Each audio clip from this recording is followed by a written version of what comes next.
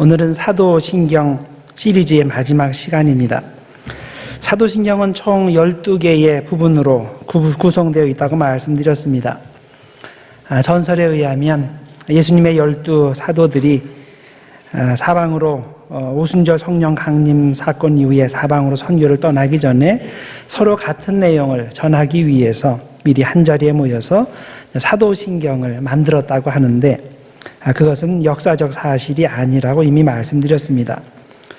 단지 초대교회가 신자들을 교육시키기 위해서 신앙의 기본 교리들을 요약할 필요가 있었고, 이 요약이 발전해서 사도신경이 만들어진 것입니다. 그리고 이것이 사도들의 신앙을 가장 잘 요약해 주었다는 의미에서 이 요약이 사도신경으로 우리가 불리는 것입니다. 오늘이 사도신경 설교 시리즈의 마지막 시간인데 12번째 마지막 항목인 영생에 대한 신앙 고백을 살펴봅니다. 나는 영생을 믿습니다. 자, 영생. 이 영생이라는 구절은 사도신경이 만들어진 초기 단계에는 없었습니다. 4세기경에 새로 추가된 항목입니다. 자, 왜 처음에는 없었는데 나중에 이 항목이 새로 추가되었을까요? 원래 사도신경의 마지막 항목인 몸의 부활에 대해 오해하는 사람들이 있었기 때문입니다. 요한복음 11장에 보면 예수님께서 나사로를 살리시는 그런 이야기가 나오는데, 이렇게 다시 살아난 나사로가 그 후에 어떻게 되었습니까? 영원히 살았습니까? 그렇지 않죠? 얼마간 살아있다가 다시 죽었습니다. 자, 그렇다면 기독교인들이 이 사도신경에서 몸의 부활을 믿습니다라고 고백할 때 이 고백의 의미가 몸은 부활했지만 결국에는 나사로처럼 다시 죽게 된다는 의미가 아닐까? 자, 사람들이 이렇게 생각을 했다는 겁니다. 자, 그렇다면 부활이 무슨 의미가 있는 것일까요?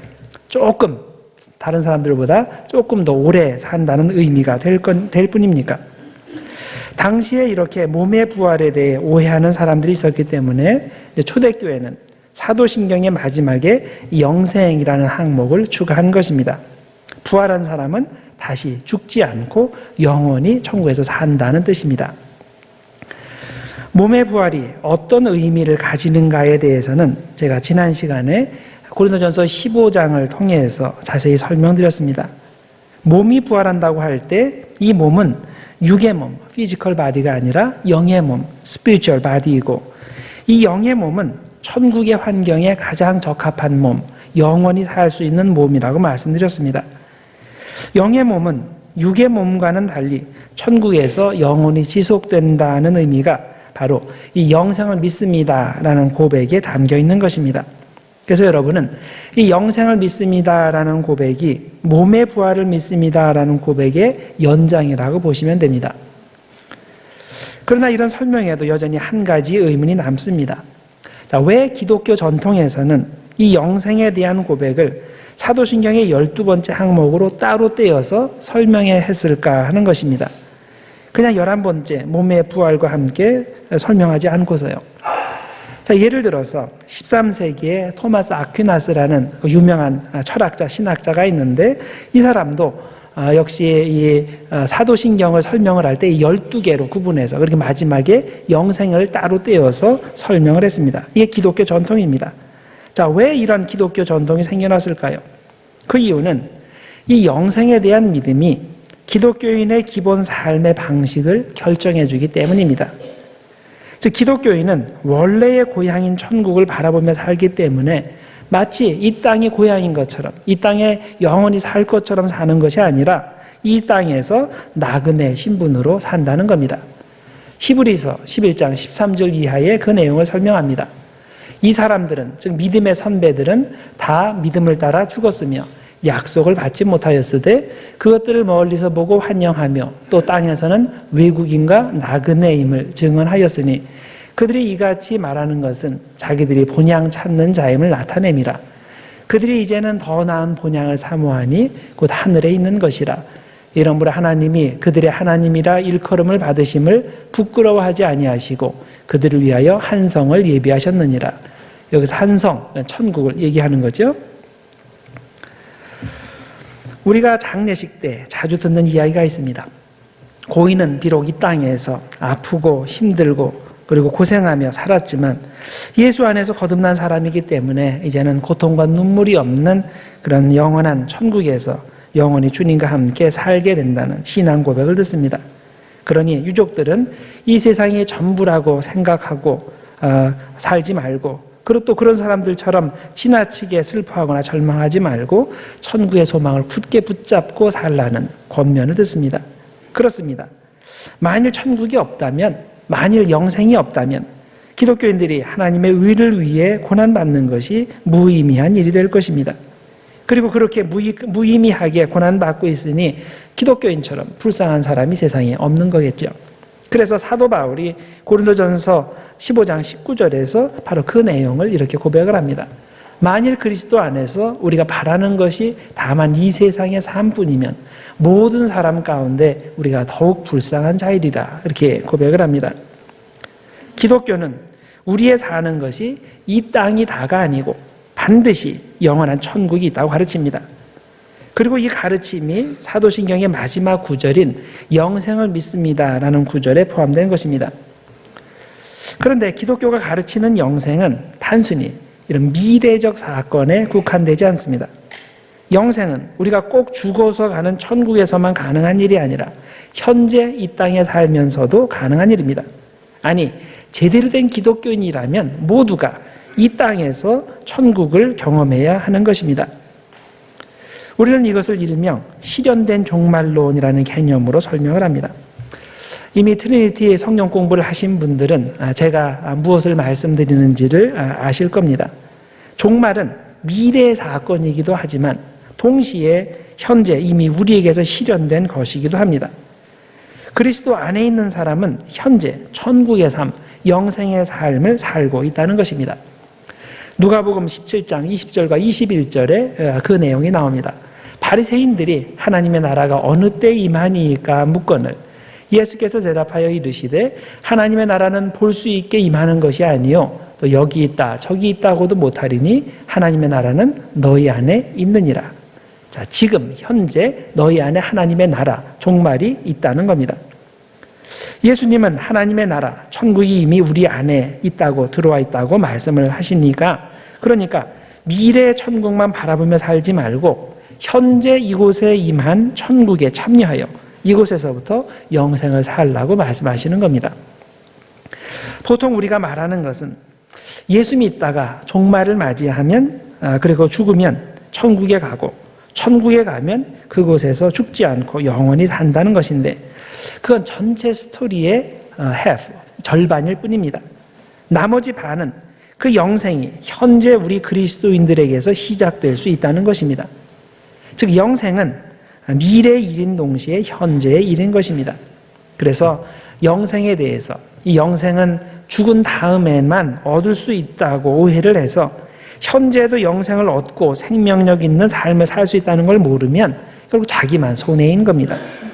예수 믿는 사람들에게 주어진 특권을 몰라서 괜히 자기 혼자만 불행하게 사는 겁니다. 요한복음 5장 24절은 이런 현재적 영생에 대해서 이렇게 설명을 합니다.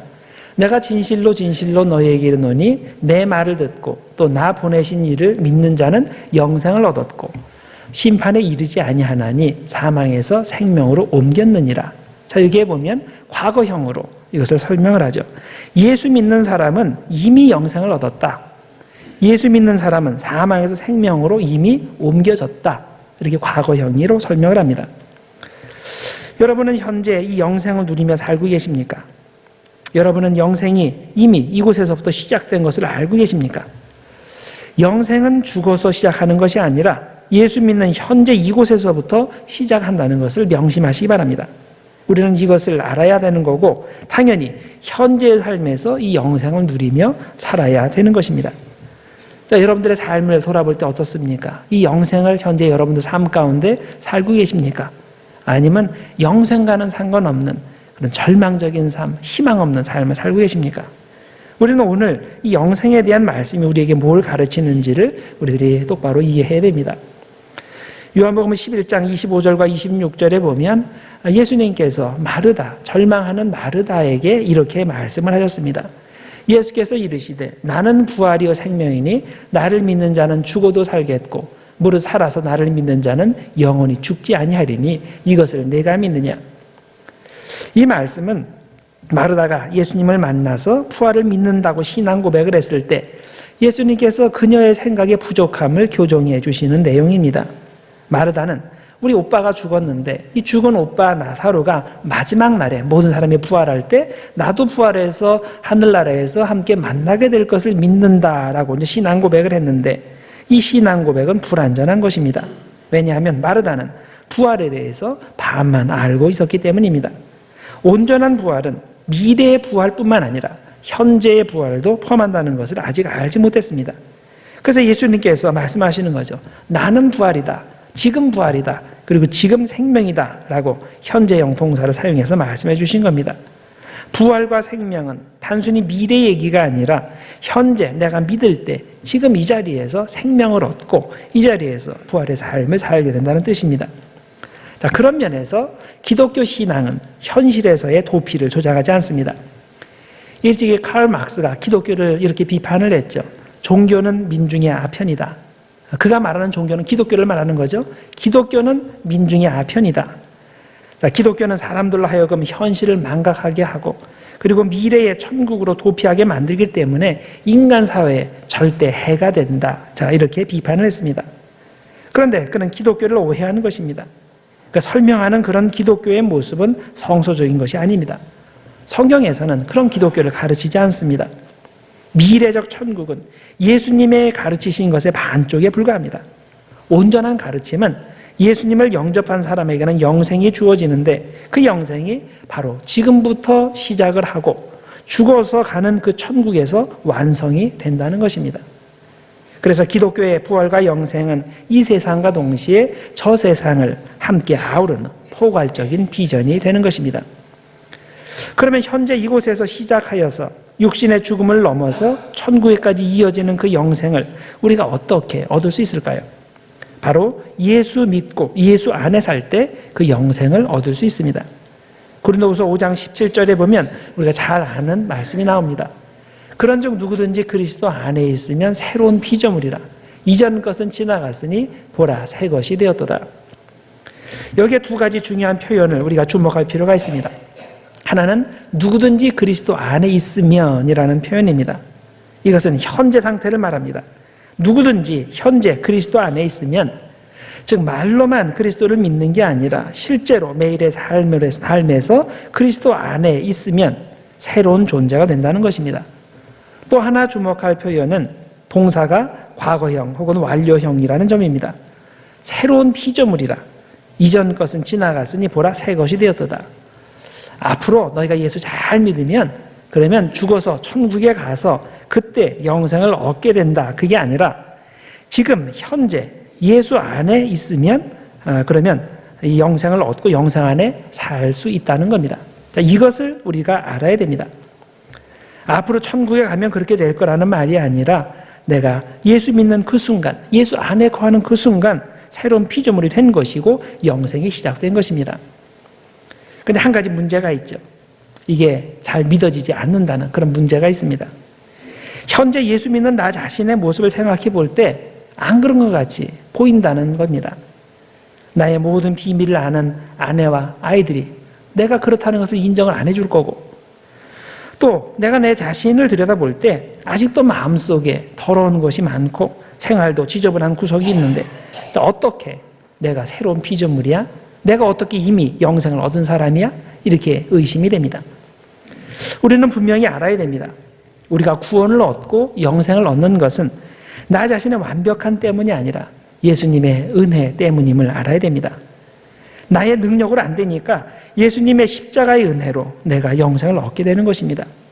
따라서 현재의 나의 부족함만을 보면서 영생 얻은 것을 부정하지 말고 나의 모든 부족함을 감싸주시는 예수님의 크신 은혜를 보면서 영생을 받아들이시기를 바랍니다. 고린도후서 5장 17절 다시 말씀드립니다. 그런즉 누구든지 그리스도 안에 있으면 새로운 피조물이라. 이전 것은 지나갔으니 보라 새 것이 되었도다. 이미 된 겁니다. 그리고 요한복음 5장 24절 내가 진실로 진실로 너희에게 이르노니 내 말을 듣고 또 나 보내신 이를 믿는 자는 영생을 얻었고 이미 영생을 얻었어요. 심판에 이르지 아니하나니 사망에서 생명으로 옮겼느니라. 현재 우리에게 있는 영생과 마지막 천국에 가서 완성될 영생의 관계를 과거의 신학자들은 2차 세계대전을 예로 들어서 설명을 했습니다. 바로 D-Day와 V-Day라는 그 차이점입니다. D-Day는 Decision Day, 전쟁이 결판난 날이고 V-Day는 전쟁이 완전히 끝난 날, 이 사이에 뭐가 있다는 거죠. 자, 1944년 6월 2차 세계대전 당시에 연합군이 프랑스의 노르망디 해단에 상륙해서 독일군을 무찔렀을 때 그때 전쟁은 사실 결판난 겁니다. 이것이 D-Day입니다. 그러나 독일군에 대한 연합군의 소탕작전이 거의 1년간 지속이 되다가 1945년 5월에 베를린이 함락되고 그리고 독일이 정식으로 항복함으로써 연합군이 완전한 승리를 거두게 되는데 그것이 바로 V-Day인 겁니다. 신학자들은 이 두 날짜에 비유하여 이렇게 설명을 했습니다.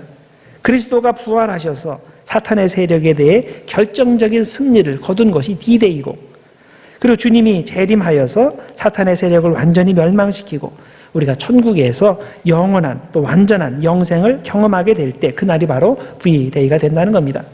자, 그러면 이 D-Day와 V-Day 사이의 시간은 어떤 기간입니까? 그것은 현재 그리스도가 사탄의 자녀 세력을 소탕해가는 기간입니다. 주님께서 성령을 통해서 우리에게 생명을 부어주시고 그 생명의 능력으로 우리가 부활의 백성으로서 지금 거룩한 영적 전쟁을 치르는 기간인 겁니다. 그래서 우리는 사탄과의 싸움에서 이미 게임은 끝났다는 것을 알고 있어야 됩니다. 우리가 게임이 끝났다는 것을 알고서 신앙생활 하는 것과 안 그런지 이런 의심을 가지면서 신앙생활 하는 것과는 천지 차이입니다. 우리가 똑바로 알고 있어야 됩니다. 이미 게임은 끝났습니다. 예수 안에 있으면 이미 운명은 정해진 겁니다. 예수 안에서 영생을 얻었습니다. 단지 이 영생이 우리 안에서 완성되는 데는 어느 정도 시간이 걸리고 시행착오가 있을 뿐입니다. 그때 우리는 믿음으로 예수 안에 거하고 예수 안에 행하면 되는 겁니다. 우리는 우리에게 주어진 특권을 제대로 이해해야 됩니다. 우리가 미래에 완전한 영생을 얻게 되겠지만 현재에도 예수 안에 있으면 영생의 삶을 살 수 있다는 것을 알아야 됩니다. 예수 안에 있는 사람은 그래서 아무리 힘들고 어렵고 죽고 싶은 마음이 들어도 절대로 그 상태에 머무를 수가 없습니다. 왜냐하면 영생을 이미 가지고 있기 때문입니다. 혹시 여러분들 중에 삶의 의미를 잃어버리신 분이 있습니까? 그런 분은 적어도 현재로서는 진정한 의미에서 기독교인이 아닙니다. 왜? 그리스도의 생명이 없기 때문입니다. 혹시 정말 견디기 힘든 고난 중에서 그리스도를 보지 못하시는 분이 있습니까? 그분도 역시 현재로서는 진정한 기독교인이 아닙니다. 왜냐하면 죽은 자 가운데서 다시 사신 생명의 그리스도가 현재 자신 안에 계시지 않기 때문입니다. 영생은 꼭 죽어서만 얻게 되는 것이 아닙니다. 우리가 예수님을 믿고 예수님의 능력이 우리에게 임하면 그 순간 여기에서부터 우리는 영생을 시작하는 것입니다. 이것이 예수 믿는 사람들에게 주어진 특권입니다. 여러분들에게 주어진 특권을 잃지 말기를 바랍니다. 그것을 항상 생각하면서 나는 영생 얻은 사람이다. 나는 이미 부활의 능력을 소유한 사람이다. 이것을 생각하시면서 이 세상을 사시기 바랍니다. 예수 안에 있는 사람은 미래의 영생과 더불어 현재의 영생을 누리며 산다는 것을 명심하시고 그것을 자기 것으로 만드는 여러분들 되길 바랍니다. 그리스도의 영원한 생명이 각자의 삶에서 넘쳐나게 되기를, 그래서 주님께 영광 돌리는 여러분과 제가 되기를 주님의 이름으로 축원합니다. 기도하겠습니다. 하나님 아버지 감사합니다. 오늘 우리가 사도신경 설교를 마치면서 마지막으로 영생에 대해서 배웠습니다. 영생은 우리가 꼭 죽어서 가는 천국에서만 얻을 수 있는 것이 아니라 현재 우리가 예수 안에 있을 때 얻게 되고 누리게 된다는 것을 배웠습니다.